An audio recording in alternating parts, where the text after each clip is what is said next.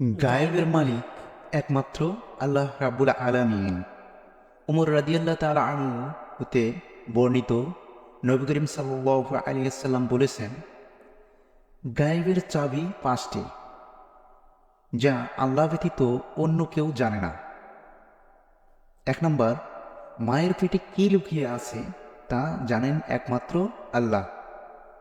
২, আগামীকাল কি ঘটবে তাও জানেন একমাত্র আল্লাহ। ৩, বৃষ্টিপাত কখন হবে তাও একমাত্র আল্লাহ ব্যতীত অন্য কেউ জানে না। ৪, কে কোন ভূমিতে মারা যাবে তা আল্লাহ ব্যতীত অন্য কেউ জানে না।